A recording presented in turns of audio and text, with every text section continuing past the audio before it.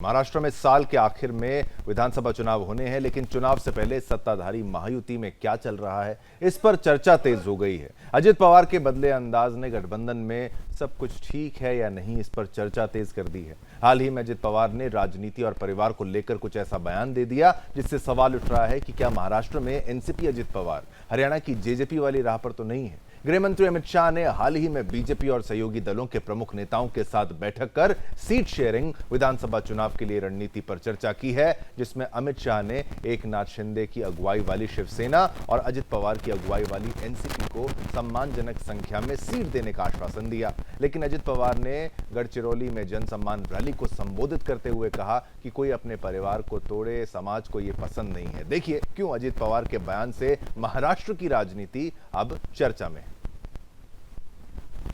महाराष्ट्र में साल के अंत तक विधानसभा चुनाव होने हैं, लेकिन चुनाव से पहले सत्ताधारी महायुति में सब कुछ ठीक नहीं होने के संकेत हैं।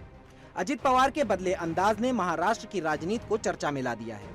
हाल ही में छत्रपति शिवाजी महाराज की प्रतिमा गिरने पर माफी मांगना हो, चाहे सुप्रिया सुले के खिलाफ पत्नी को चुनाव लड़ाने की गलती बताने की बात हो, इसके बाद अटकलें जोरों पर हैं। सवाल उठ रहे हैं कि क्या महाराष्ट्र में एनसीपी अजित पवार हरियाणा की बीजेपी वाली राह पर हैं। महाराष्ट्र के विधानसभा चुनाव की घोषणा अभी बाकी है। इसको लेकर महायुति के घटक दलों में सीट शेयरिंग को लेकर बैठक का दौर भी जारी है। गृह मंत्री अमित शाह ने हाल ही में बीजेपी और सहयोगी दलों के प्रमुख नेताओं के साथ बैठक कर सीट शेयरिंग विधानसभा चुनाव के लिए रणनीति पर चर्चा की थी, जिसमें अमित शाह ने एकनाथ शिंदे की अगुवाई वाली शिवसेना और अजित पवार की अगुवाई वाली एनसीपी को सम्मानजनक संख्या में सीटें देने का आश्वासन दिया। लेकिन पिछले कुछ दिनों से अजित पवार बदले बदले से नजर आ रहे हैं। उन्होंने बयान दिया कि परिवार और राजनीति को अलग रखा जाना चाहिए। अजित पवार ने गढ़चिरौली में जन सम्मान रैली को संबोधित करते हुए कहा कि समाज कभी भी ये स्वीकार नहीं करता कि कोई अपने परिवार को तोड़े, समाज को ये पसंद नहीं है। यही अनुभव किया है और अपनी गलती स्वीकार की है। अजित पवार के बयान पर महाराष्ट्र के पूर्व मंत्री जयंत पाटिल ने भी कहा, अजित पवार अब पहले जैसे नहीं रहे। और जो पहले थे वैसे अभी नहीं रहे। उनके स्वभाव में बदल आया है कि नहीं मुझे मालूम नहीं, लेकिन मीडिया के सामने भाषण में क्या बोलना है इसके बारे में उनको सलाहकार एक उन्होंने रखे हैं। काफी पैसे खर्च करके उनको जिम्मेदारी दी गई है। वो बोलते हैं उस ढंग से बोलना, वो बोलते हैं वो जो कहते हैं एडवाइस जैसा होता है वैसे। और बाकी तो रंग का और बाकी का तो सब ब्रांडिंग करने का जो काम है वो बड़े पैमाने में हुआ है। और अभी जो वो बोलते हैं वो मुझे लगता है कि वो उनकी खुद की इच्छा नहीं है, लेकिन कंसल्टेंट जो है वो बहुत बड़े पैमाने पे उनको कंट्रोल करता है, ऐसा मुझे लगता है। हालांकि महाराष्ट्र चुनाव की घोषणा अभी बाकी है, लेकिन घोषणा से पहले अजित पवार के बदलते रुख ने गठबंधन पर चर्चा तेज कर दी है। Bureau report, Sudarshan news. चलिए आइए चर्चा करते हैं इसी बात पे कि भाई अब महाराष्ट्र की राजनीति में क्या हो रहा है, क्या कुछ इंडिकेशन इसमें सामने आ रहे हैं। लोकसभा चुनाव के रिजल्ट्स के बाद थोड़ी परफॉर्मेंस में दिक्कत तो समझ में आ रही है, लेकिन अब क्या उसी की तर्ज पर एक सीख लेते हुए, समझते हुए नए फैसले लिए गए हैं। सीट शेयरिंग पर भी चर्चा करेंगे। तमाम पैनलिस्ट भी कुछ ही पलों में आपकी टीवी स्क्रीन पर आएंगे, जिनसे हम सवाल पूछेंगे कि आखिर महाराष्ट्र की राजनीति में क्या हो रहा है। अभी जो हमारे साथ है उनका स्वागत करते हैं। हमारे साथ इस वक्त पैनल में अभिषेक मिश्रा जी हमारे साथ जुड़ेंगे, बीजेपी प्रवक्ता, उनका स्वागत किया जाएगा। बहुत बहुत धन्यवाद उनकी तरफ से। यूबीटी प्रवक्ता सुशील मोदी जी, आपका भी स्वागत करते हैं, धन्यवाद आपने समय निकाला। शिवसेना प्रवक्ता हमारे साथ अधिवक्ता सुशील व्यास जी भी हैं, आपका भी धन्यवाद करते हैं, आपने भी समय निकाला। सलीम पटेल जी भी हमारे साथ एनसीपी नेता के, वो भी जुड़ेंगे। लेकिन चलिए शुरुआत करते हैं अभी के मुख्य मुद्दे से और पूछते हैं सवाल कि भाई आखिर चल क्या रहा है। सबसे पहले सुशील व्यास जी, आपसे मैं अगर पूछूं कि अब आपको क्या लगता है, कौन सी पार्टी, कौन सा गठबंधन इस वक्त बेहतर स्थिति में है, और सीट शेयरिंग से लेकर अभी की राजनीति को लेकर जो आप आकलन लगा पा रहे हैं, चाहे अजीत पवार का बयान आप देख लीजिए, चाहे पार्टी में अंदरूनी अगर कोई कलह होती है, कोई खुश है ना खुश है, आपका एनालिसिस क्या कहता है, आपकी टिप्पणी क्या है इस पूरे मामले को लेकर? शिवम जी नमस्कार। नमस्कार। आपकी बातों का मैं जवाब इस तरह से दूं कि लोकसभा चुनाव के बाद हमने काफी आत्मविश्लेषण किया हम्म, और उसके बाद जिस तेजी से, हम्म, जिस तरह से लोकप्रिय और लोक कल्याण के फैसले वर्तमान महाराष्ट्र सरकार ने लिए हम्म, और उसको उतना ही प्रतिशत महाराष्ट्र की जनता से मिला, हम्म, उसे देखते हुए हमें कम से कम कहीं ये आत्मविश्वास हमारा नहीं डगमगा रहा है कि हम वापस पुनः विधानसभा चुनाव के बाद सरकार नहीं बनाने जा रहे हैं। प्रचंड बहुमत से वर्तमान सरकार पुनः लौटेगी हम्म, और जनता के बीच में जो हम कार्य कर रहे हैं उनको हम आगे बढ़ाएंगे। अब अजित पवार जी ने क्या बोला, क्यों बोला, ये तो उनके प्रवक्ता या वो खुद ही बता सकते हैं। लेकिन जहां तक सवाल वर्तमान सरकार और सामूहिक नेतृत्व का है, ये बड़ी मजबूती के साथ, एक संघ के साथ हम लोग कार्यरत हैं और उसको वर्तमान सरकार को चला रहे हैं। ठीक है, वर्तमान सरकार को चला रहे हैं, लेकिन अब सीट शेयरिंग को लेकर लोकसभा इलेक्शन में भी अगर परफॉर्मेंस को देखा जाए तो कुछ लोग सवाल तो उठाएंगे। सुनील मोदी जी, मैं अगर आपसे भी ये प्रश्न पूछूं, आप इस इलेक्शन को किस तर्ज पर देखते हैं? क्या ये आसान होगा? क्या लोकसभा के जो परिणाम हैं चुनाव के, उसका असर आप इस असेंबली इलेक्शंस पर भी आप देख सकते हैं क्या? और अजीत पवार की तरफ से जो कुछ कहा गया, ठीक है, वो यहाँ टिप्पणी नहीं कर रहे हैं, लेकिन आप अगर कुछ कहना चाहेंगे कि भाई एनालिसिस करके कि भाई क्या हो रहा है महाराष्ट्र में, क्या कोई ऐसी बात हुई है? नमस्ते। मैं नमस्कार। प्रथमतः आपको और आपके सब दर्शकों को गणेश चतुर्थी के शुभकामना देता हूं और मैं आपने जो मुद्दा दिया है उसका मैं एक्सप्लेन कर। ठीक। देखिए, महाराष्ट्र की जनता में बड़ा असंतोष है। दो बातों के लिए असंतोष है। एक असंतोष ऐसा है कि जिस प्रकार ठाकरे जी को बीजेपी ने प्रॉमिस करते हुआ कि भी उनको किया नहीं, इसके वजह से ठाकरे साहब ने अलग राह पकड़ी। ठीक है, वो एक पॉलिटिकल एडजस्टमेंट थी। उसके बाद भारतीय जनता पार्टी ने शिवसेना पे दो टुकड़े किए और एकनाथ शिंदे 40 लोगों को लेके गए। उस टाइम में जनता ने थोड़ा उनको, भाजपा को इस बात के लिए समर्थन भी दिया था, क्योंकि शिवसेना का नेचुरल हिंदुत्व या नेचुरल अलायंस ये भाजपा के साथ है। और वो लोगों ने ऐसा माना, भाजपा के यानी हिंदुत्ववादी विचारों के, बाबा उद्धव ठाकरे जी ने जो किया वो शायद गलत है, तो ये अभी बीजेपी का गठबंधन ठीक है। मात्र जब भारतीय जनता पार्टी ने एनसीपी को तोड़ के अजित पवार को लिया, तब मगर महाराष्ट्र की जनता ने पूरा उनको नकारा है। जमीनी स्तर पे हम काम करते समय हमको ये बात ध्यान में आ रही है कि जो भारतीय जनता पार्टी को समर्थन देने वाले 6 से 7 तक के वोट, एक तो वोट को गए नहीं और गए तो उन्होंने उल्टा वोटिंग किया है। ये आंकड़े लोकसभा के एनालिसिस पे ये सिद्ध हुआ है। अब रही बात महायुति और महाविकास आघाड़ी की, आजकल भारतीय जनता पार्टी के बहुत सारे कार्यकर्ताओं का दबाव भारतीय जनता पार्टी पे है कि अजित पवार के साथ हम युति न करें। मगर ऐसा है, देवेंद्र फडणवीस और अमित शाह वो जो बोलते हैं वो होता है। तो शरद पवार, अजित पवार को छोड़ने के लिए भारतीय जनता पार्टी तैयार नहीं है। मैं आपको बताऊं कि कोई भी हालत में महायुति में जब सीट शेयरिंग होगा, तब लोकसभा में जिस प्रकार अजित पवार को डोमिनेट किया गया, उस प्रकार ही डोमिनेट अजित पवार को किया जाएगा। ऐसा अगर होता है तो अजित पवार महाराष्ट्र के राजकारण में अकेले गिर जाएंगे। और रही बात हमारी महाविकास आघाड़ी की, हम महाविकास आघाड़ी का हमारा मजबूत किला है, हमारा गठबंधन ठीक से चल रहा है। हाँ, थोड़ी बहुत तो उलट सुलट चर्चा होगी, 3 लोग हैं, 3 लोगों में चर्चा होगी, वो मैं नकारा नहीं जाता हूं। मगर हमें इस भारतीय जनता पार्टी के दुपट्टी धोरण के खिलाफ लड़ना है, इसलिए हम लोग इकट्ठा आएंगे। और मैं मजबूती के साथ कहता हूं कि कोई भी हालत में महाराष्ट्र में महाविकास आघाड़ी की सरकार आने वाली है, आने जा रही है। ठीक है, सुशील व्यास जी, इनकी बात को आप सुन रहे थे और जो आरोप ये लगा रहे हैं कि जनता बदलाव चाहती है, कि अगर वो खुश नहीं है, इस तरीके के आरोप जो इनकी तरफ से लगाए गए, क्या आप सहमत, कितने सहमत, कितने असहमत, आपका जवाब क्या है इनके पॉइंटर्स पर? मैं मोदी जी को बड़ी विनम्रता के साथ कहना चाहता हूँ, धरातल की राजनीति कुछ अलग है।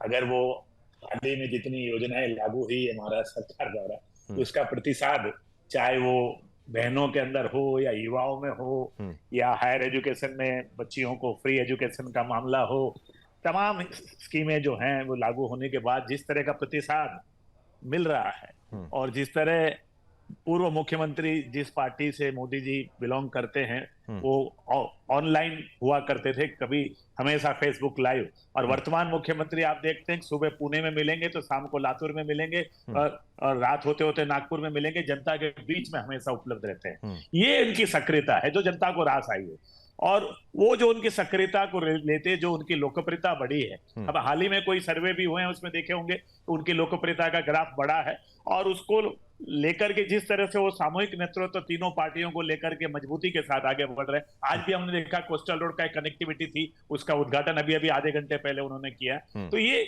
लगातार जन कल्याण और विकास के कार्य ये जो हैं ये हमें आत्मविश्वास दिलाता है कि जनता का विश्वास कहीं न कहीं हमें मिलने जा रहा है।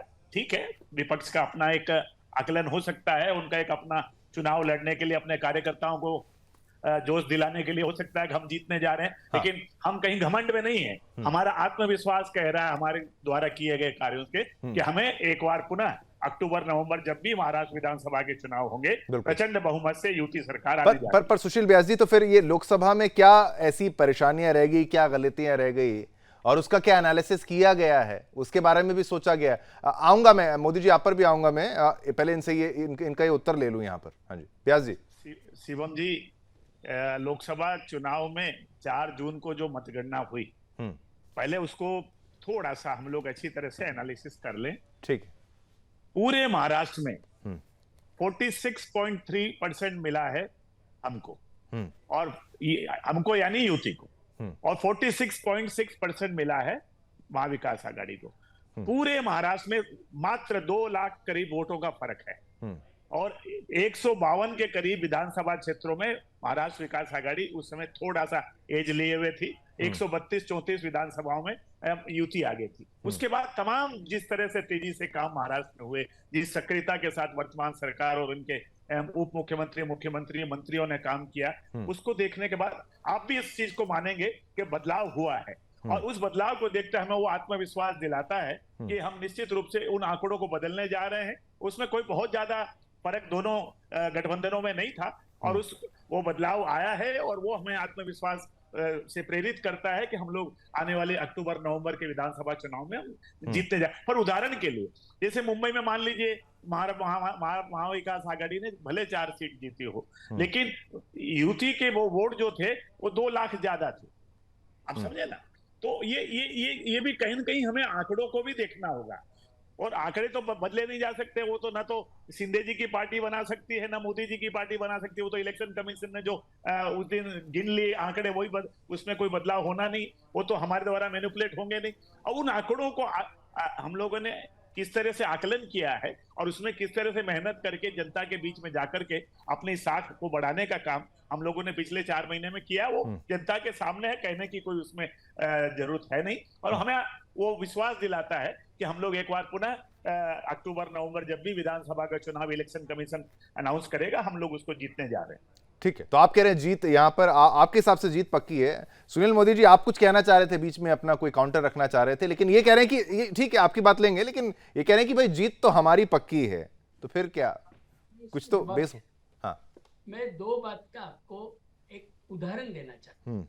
माननीय नरेंद्र मोदी जी जो हमारे देश के पंतप्रधान हैं, उन्होंने सम्मानजनक एक काम किया है, जो हमारे ग्रामीण भाग में शेतकरी लोग हैं, जो फार्मर्स है, जो खेती सीखने वाले, उनको कुछ 6,000 रुपए का अनुदान दिया। ये लोकसभा के पहले 4 महीने पहले यही महायुति ने उसको और 6,000 करके 12,000 रुपए किया। ये एक बात।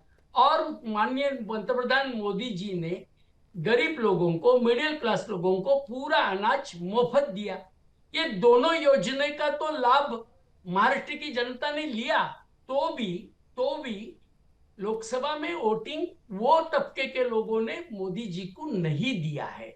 ये ऐसा सर्वे में भी आता है और बूथ वाइज केंद्र के एनालिसिस में भी आता है। यानी इन्होंने अभी जो लाड़की बहन योजना की है, जैसा उन्होंने उनके खीसे के पैसे दिए, इस प्रकार का जो प्रचार कर रहे हैं, वो गलत है, उसका कोई भी उनको अनुभव नहीं मिलने वाला है। आप देख लीजिए, आफ्टर इलेक्शन परिणाम के बाद आज मिश्रा जी और मुझे बुलाइए और उस ये आज का जो स्टेटमेंट है मेरा और उनका, इसका एनालिसिस कीजिए। ये एक बात मैं आपको खुली दिल से बताना चाहता हूं, मैं थोड़ा बहुत बड़ा नेता नहीं हूं, मैं एक पश्चिम महाराष्ट्र में एक जिला का प्रमुख हूं, एक शहर प्रमुख हूं, राजनीति से 20 साल से अनुभव रखता हूं, महानगर पालिका में कारपोरेटर हूं, मैं बहुत छोटा कार्य करता हूं और जमीनी स्तर का कार्य करता हूं। मैं बताता हूं लोगों का ये टाइम कौन ने कितना विकास किया इस पे नहीं है, इमोशनल, भावनिक, आइडियोलॉजिकल, इस पे वोटिंग होने वाला है। भारतीय जनता पार्टी ने जिस शरद पवार को, अजित पवार को गाली दिया, जो नरेंद्र मोदी जी 70 कोटी का भ्रष्टाचार बोल रहे थे, उसको मांडी पे लेके बैठे, इस भावना पे इलेक्शन होने वाली है। ये मेरी बात ध्यान में लीजिए।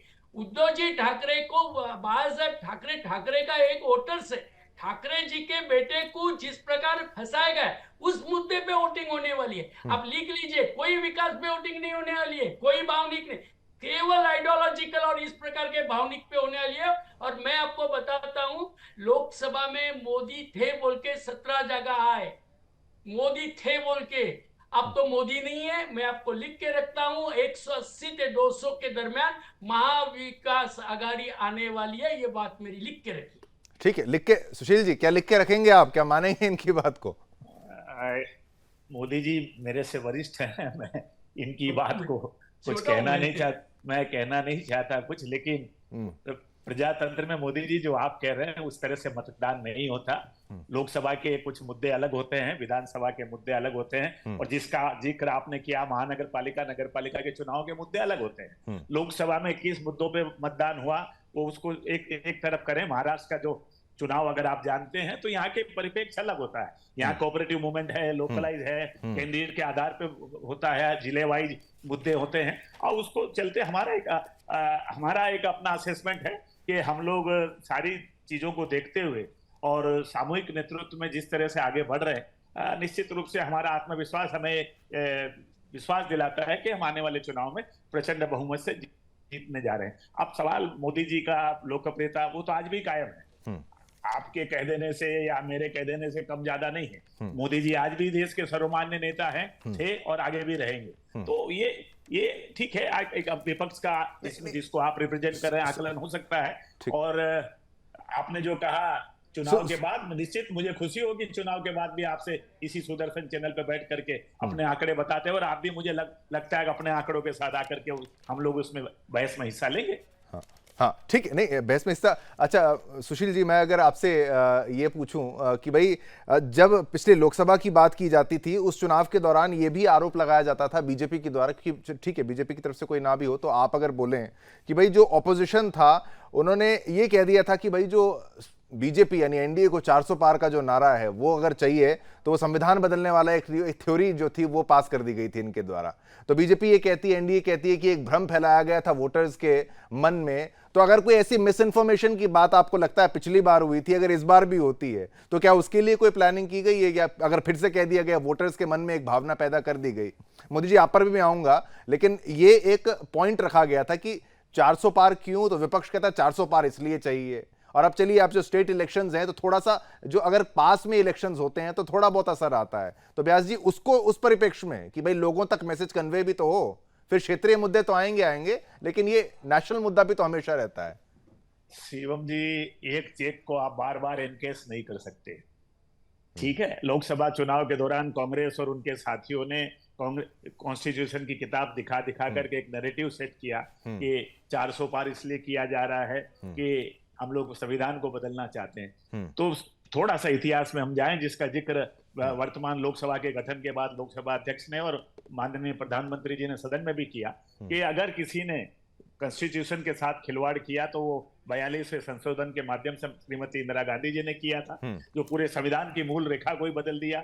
और मोदी जी ने तो बार बार कहा कि अब संभव ही नहीं है संविधान की मूल भावनाओं को बदलना। और विशेषकर मोदी जी, जो सुनील मोदी जी आज हमारे साथ यहाँ पे बहस में, मैं उनसे बताना चाहता हूँ, क्योंकि मैं प्रैक्टिसिंग लॉयर हूँ, 1973 में फरवरी महीने में केशवानंद भारती का एक 13 जजों का सुप्रीम कोर्ट का जजमेंट आया, जिसमें पूरी गाइडलाइन है, 772 पेज का जजमेंट है कि किस तरह से हम संविधान की मूल भावना को, अगर संसद भी चाहे 544 के 544 एक तरफ वोट दे दे तब भी नहीं बदला जा सकता। तो ये एक नैरेटिव तो गलत सेट हुआ था शिवम जी, इसको तो हमें मानना पड़ेगा। संविधान के मूल भावना को बदला ही नहीं जा सकता।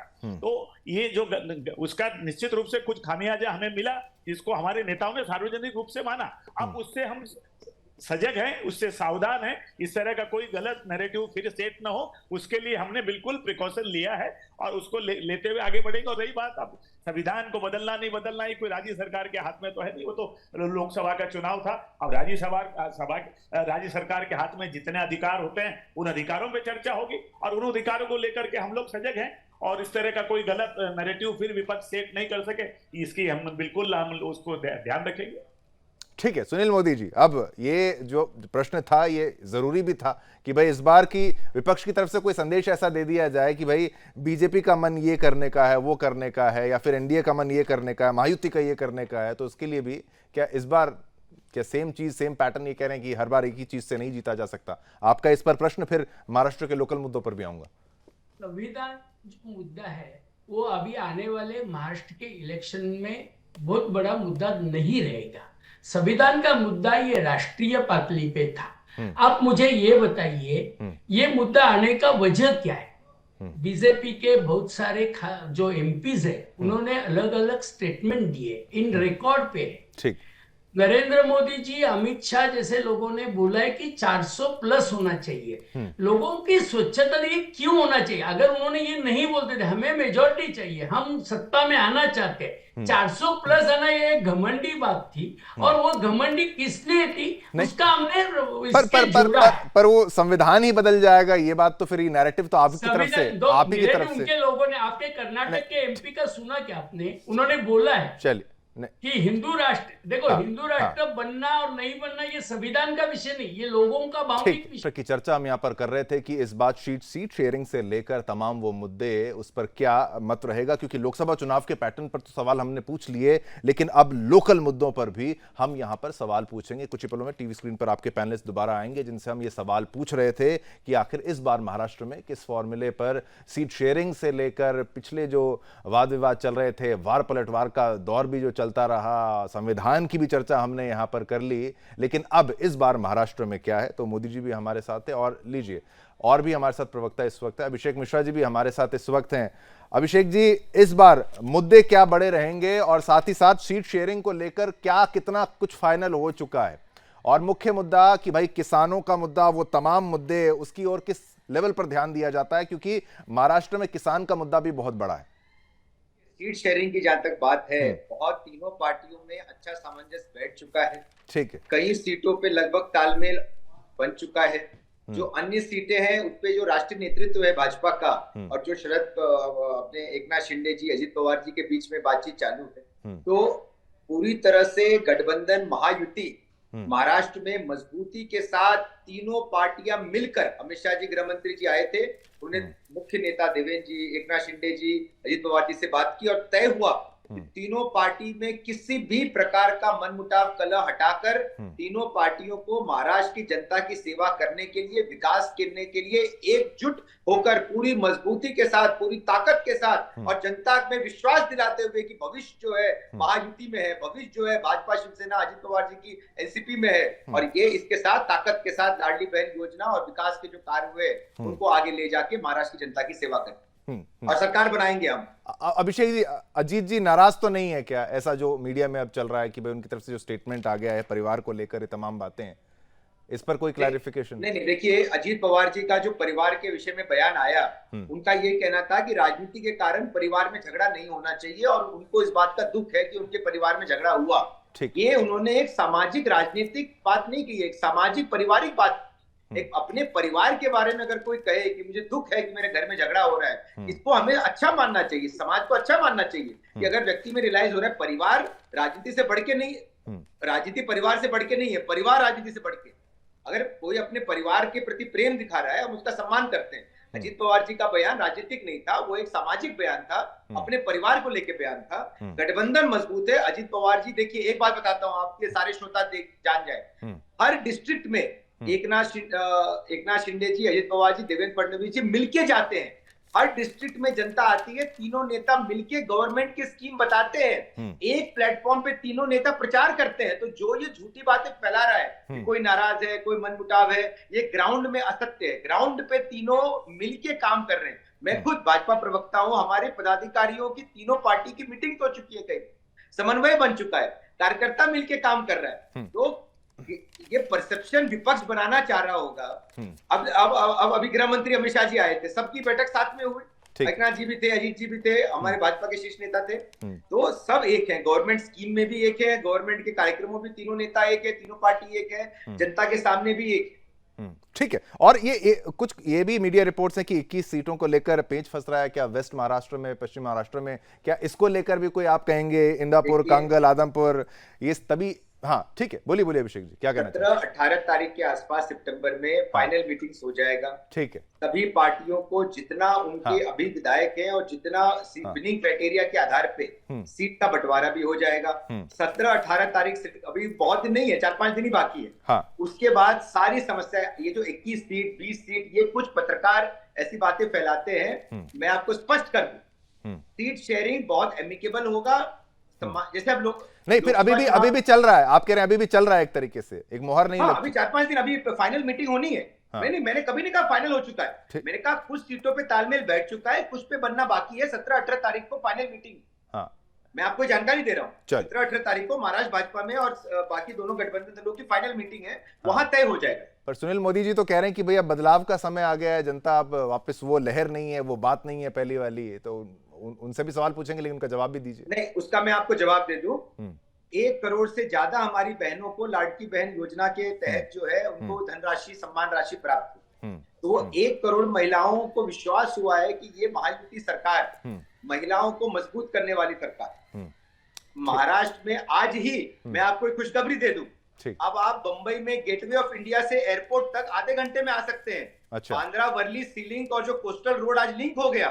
आप सोचिए, जो 2 घंटा लगता था, अब अगर आप चर्चगेट में, आप अगर मुंबई घूमे हो तो आपको पता हो, अगर आप चर्चगेट में, साउथ मुंबई में हो और अंधेरी एयरपोर्ट की तरफ आना हो, कितना समय लगता था। अब आधा घंटे में आ जाओगे आप, सी लिंक कोस्टल रोड। तो इंफ्रास्ट्रक्चर हो, महिलाओं का विकास करना हो, युवाओं को रोजगार देना हो, जो फार्मर्स को मजबूत करना हो, उनका बिजली माफ करना हो, हर फ्रंट पे सरकार सफल रहा है। देखिए, ये विपक्ष का प्रोपेगेंडा है कि उद्धव ठाकरे जी के साथ बुरा हुआ तो जनता नाराज है। जनता जो है भाजपा, महायुति और एकनाथ शिंदे जी, अजीत पवार जी के साथ और देवेंद्र फडणवीस जी के साथ। ठीक है, प्रशांत पवार जी, आप भी हमारे साथ जुड़ गए हैं, आशा करता हूं आपका ऑडियो भी ठीक होगा। नमस्कार आपको। आप क्या कहते हैं कि भाई ये एक मुद्दा जो चला था, इसकी शुरुआत हुई थी अजीत पवार जी के बयान से, आए परिवार को लेकर, अब एनसीपी क्या पारिवारिक रूप से एक है और जो मतभेद था वो बाकी? ठीक है, इलेक्शन तो इलेक्शन रहते हैं, लेकिन इस स्टेटमेंट को आपकी पार्टी ने कैसे एनालाइज किया, आपकी तरफ से इसकी क्या प्रतिक्रिया रहेगी? फिर बाकी जो पैनलिस्ट उनसे भी हम यहाँ प्रतिक्रिया लेंगे, और भी मुद्दे हैं। नहीं, हमारी ये राष्ट्रवादी कांग्रेस पार्टी तो एक पार्टी है, वो तो पार्टी के हिसाब से हम पार्टी लड़ेंगे, वो जो रिलेशन है रिलेशन की जगह पे रहेंगे। लेकिन एज ए राजनीति अगर बात की जाए तो राष्ट्रवादी कांग्रेस पक्ष ये घड़ी चिन्ह लेके पूरे ताकत से इस वक्त महाराष्ट्र के इलेक्शन में उतरने वाली है। और उतरेगी तो ऐसी उतरेगी नहीं, कम से कम 50-60 सीट चुन के आएगी। इस हिसाब से हम लोग यहाँ पे उतरेंगे। आज अजीत दादा जिस हिसाब से पूरे महाराष्ट्र में घूम रहे, लाडली बहन का जो हमारे यहाँ पे प्रचार हो रहा है, वो कुछ यानी एक प्रकार का ये आप समझ लीजिए कि हमने एक स्लोगन भी उसके ऊपर ये किया है, लाडक्या बहिणीचा लाडका दादा, यानी लाडली बहन का लाडला दादा। ये स्लोगन के ऊपर में आज महाराष्ट्र में बहुत जो लाडली बहन है जिनको 1500 रुपए मिल रहे हैं, ठीक है, उसके कारण वो आज तो प्रशांत जी, मध्य प्रदेश की तर्ज पे आप मैं अगर गलत नहीं हूं तो मध्य प्रदेश की तर्ज पर लाडली बहन योजना के हिसाब से ही इसी मतलब तरीके से महाराष्ट्र में भी चुनाव पर असर पड़ने वाला है। 100% उसमें तो कोई दो राय नहीं है। लेकिन ये जो हमारे विपक्षी लोग हैं उनको वो जम नहीं रहा है। वो तो चाहते कि बहन बर्बाद हो जाए, वो तो चाहते हो कोर्ट में जा रहे उनके लोग, वो क्यों पैसे दे रहे, क्यों ये कर रहे? क्या इनको सुनील मोदी। ये समझ में नहीं आ रहा है कि हाँ। हम लोग हाँ। माननीय मुख्यमंत्री जी देवेंद्र जी फडणवीस साहब, हमारे अजीत दादा, इन्होंने बहुत अच्छी ये निकाली है ना, लाडली बहन है, किसानों को फ्री बिजली है, उसके बाद में तुम्हारा स्टाइपेंड है, तो ये क्या गलत चीजें है ये? ठीक ठीक है, ठीक है। मोदी जी को जवाब देना चाहेंगे? सुनील मोदी जी, आप कुछ कहना चाहते हैं? हाँ, मैं अभी प्रशांत जी पवार और अभिषेक मिश्रा जी का सुन रहा, ठीक है। मुझे 3 बात आपको एक्सप्लेन करके बताना है। भारतीय जनता पार्टी ने लाडली बहन के कुछ होल्डिंग्स लगाए, नागपुर में लगाए, मुंबई में लगाए, बारामती में लगाए, उस पर से अजीत पवार जी का फोटो नहीं है। एक बात।